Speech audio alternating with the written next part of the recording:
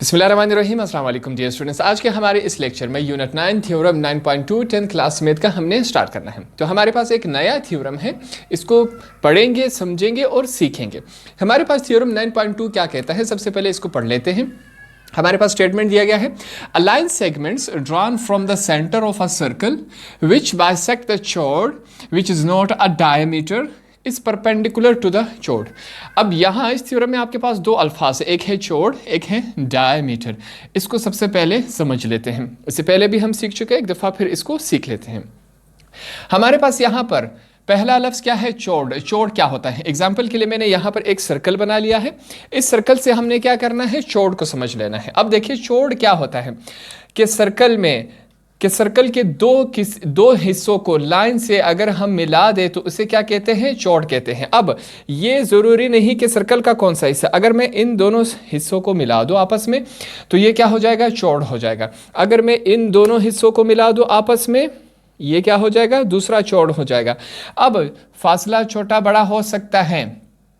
फिर से समझते हैं चोर्ड को, किसी भी सर्कल के दो हिस्सों को अगर आपस में एक स्ट्रेट लाइन के जरिए मिला दे उसे क्या कहते हैं, चोर्ड कहते हैं। अब ये छोटा सा भी हमारे पास क्या हो सकता है, चोर्ड। ये भी हमारे पास क्या है, चोर्ड। तो चोर्ड का कॉन्सेप्ट आपको समझ आ गया। दूसरी तरफ चलते हैं।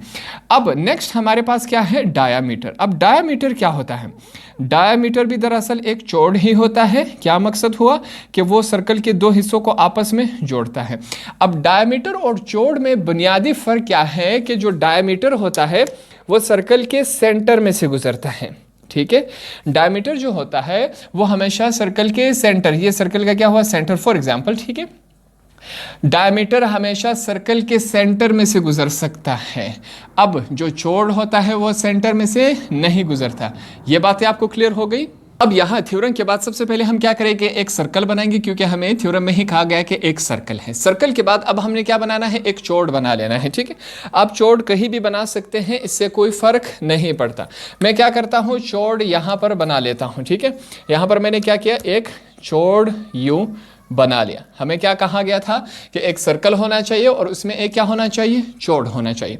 अब उसके बाद देखें हमें क्या कहा जाता है, a line segment drawn from the centre. Centre, इस सर्कल का सेंटर फॉर एग्जांपल हमारे पास क्या है, ये है। कहता है आपने एक लाइन लगानी है जो कि सर्कल के सेंटर से स्टार्ट हो, विच बाइसेक्ट्स द चोर्ड, जो कि चोर्ड को आपस में बाइसेक्ट करे, तकसीम करे, डिवाइड करे। अच्छा, यहां पर क्या कहा गया है ब्रैकेट में, विच इज नॉट अ डायमीटर। ठीक है, कहता है ये जो चोर्ड है ये हमारे पास डायमीटर नहीं होना चाहिए, इस वजह से हमने सर्कल के सेंटर में से नहीं गुजारा। अब हमने क्या करना है, सर्कल के सेंटर से यू लाइन लगा देनी है चोर्ड तक। यहां हमें बताया गया है is perpendicular to the chord, जो लाइन होगी वो परपेंडिकुलर होगी। परपेंडिकुलर इस तरह होती है। यहां तक आपको तमाम बातें क्लियर होगी। सबसे पहले देखिए, एक पॉइंट ये बना, इसको हम ए का नाम देंगे, इसको हमने बी का नाम दे दिया। ठीक है, सर्कल के सेंटर से यूं हमने एक लाइन लगा देनी है, जिस तरह हमें थ्योरम में बताया गया है। हमने जो चोर्ड है उसको बाइसेक्ट कर दिया। यहां तक तमाम बातें क्लियर हो गई।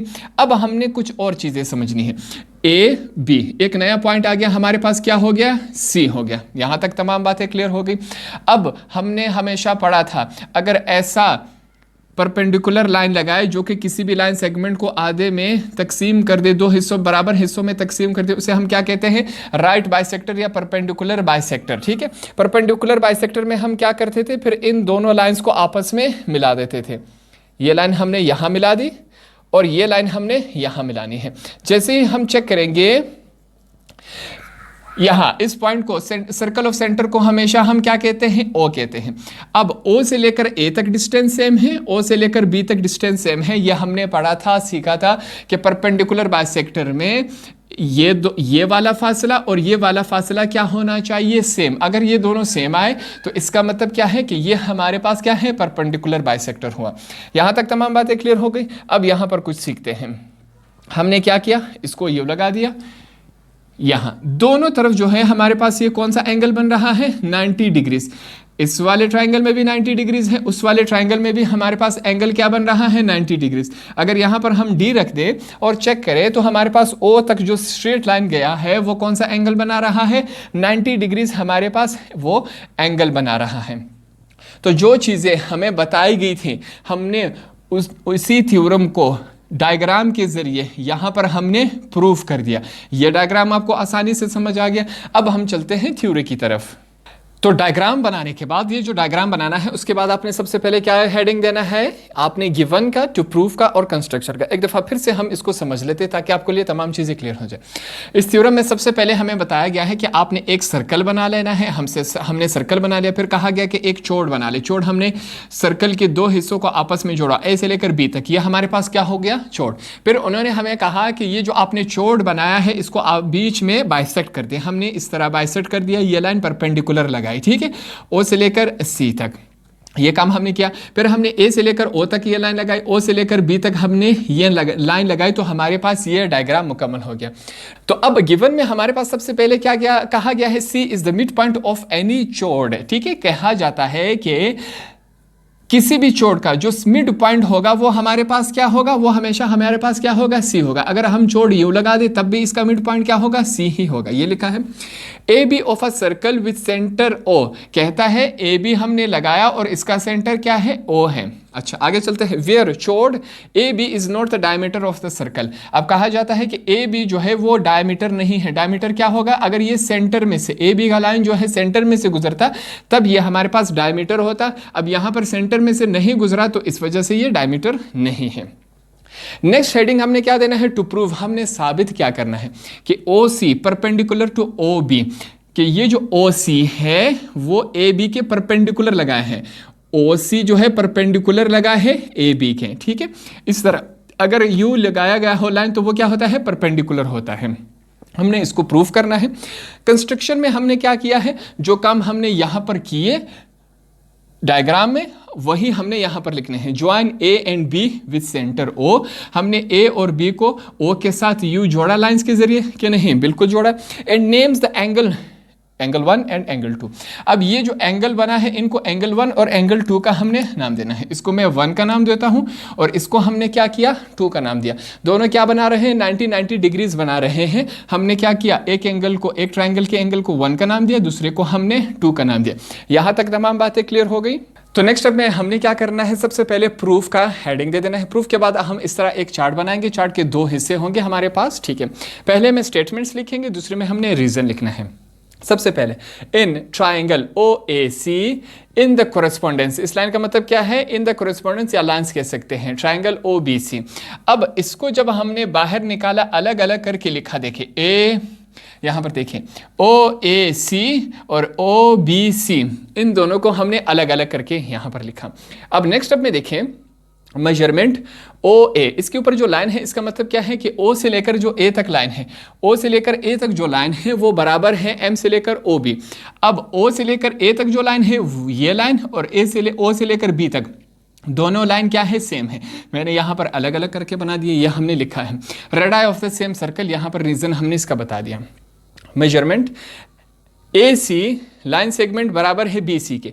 अब ए से लेकर सी तक जो लाइन है वो बराबर है सी से लेकर बी तक। ये लाइन बराबर है इस लाइन के, ये हमें मालूम है, बिल्कुल मालूम है। यहाँ पर हमने ये लिखा C is the mid point of A B.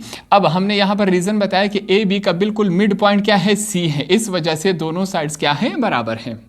आगे चलते हैं। मेजरमेंट ओ सी, ओ से लेकर सी तक जो लाइन है वो बराबर है एम मेजरमेंट ओ सी। अब दोनों को यहां पर तो एक ही था, जब हमने अलग अलग करके लिखा ओ सी का लाइन बराबर है ओ सी के साथ, हमने एंगल 1 एंगल 2, ठीक है, अलग अलग करके लिखा। अब आगे चलते हैं। साथ में यहां पर हमने क्या लिखा, कॉमन, दोनों का क्या है, कॉमन है, एक ही जैसा है। अब हमने क्या दिया, यहां पर रेफरेंस दिया कि एंगल ओ ए सी जो है बराबर है एंगल ओ बी सी के। ये वाला एंगल बराबर है इसके, ओ ए सी बराबर है ओ बी सी के। ये दोनों क्या है, बिल्कुल बराबर है। अब यहाँ पर क्या है, S point S point S, concurrent S point S point S. Side side side, concurrent का मतलब क्या है, इज इक्वल टू, बराबर है साइड साइड साइड। अब ये तीनों साइड्स बराबर है इन तीनों साइड्स के, ठीक है, ये तीनों साइड्स बराबर है इन तीनों साइड्स के। इस एस एस का मतलब क्या है, साइड साइड साइड। इस निशान का मतलब क्या है, कंकरेंट। कंकरेंट का मतलब क्या है, इन द सेम शेप और साइज, ठीक है। आगे चलते हैं। फिर हमने क्या लिखना है, मेजरमेंट एंगल 1 बराबर है मेजरमेंट एंगल 2 के। अब एंगल 1 जो है ये पूरा बराबर है एंगल 2 की, ये दोनों क्या है, सेम है। यहां पर हमने इसको इक्वेशन 1 का नाम दिया। आगे चलते हैं। फिर से हम क्या करेंगे, एग्जाम्पल देंगे, that is measurement angle 1 plus measurement angle 2 is 180 degrees. अब अगर हम एंगल 1 का डिग्री उठाए और एंगल 2 का डिग्री उठाए, दोनों को आपस में जमा करें तो हमारे पास वो क्या आता है, 180। कैसे आता है, यहाँ पर देखें, ये 90 डिग्रीज है, ये भी 90 डिग्रीज है। अब एंगल 1 को प्लस करना है एंगल 2 के साथ, 90 प्लस 90 क्या होता है, 180। यहाँ पर इक्वेशन 2 का नाम दिया। मेजरमेंट एंगल 1 बराबर है मेजरमेंट एंगल 2 के, कहता है मेजरमेंट एंगल 1 बराबर है एंगल 2 के और एंगल 2 बराबर है 90 डिग्रीज के। ये बराबर है इसके और ये बराबर है 90 डिग्रीज के। ठीक है, ये हमने एक एग्जांपल दी, यहाँ पर इनको रेफरेंस दिया कि हमें यह बात मालूम है। साथ में क्या लिखेंगे, एडजेसेंट सप्लीमेंट्री एंगल्स। अब 10 straight lines drawn from the center of a circle bisects a chord। अब कहता है कि हमने एक स्ट्रेट लाइन यू लगा दी जो कि बाइसेक्ट करता है ए और बी को, तो इस तरह हमारा ओ सी जो है वो परपेंडिकुलर आया। किसके परपेंडिकुलर आया, ए बी के हमारे पास ओ सी जो है परपेंडिकुलर आया। यहाँ पर हमने इसको मुकम्मल प्रूव कर दिया। तो इस तरह हमारे पास थ्योरम 9.2 भी कंप्लीट हुआ।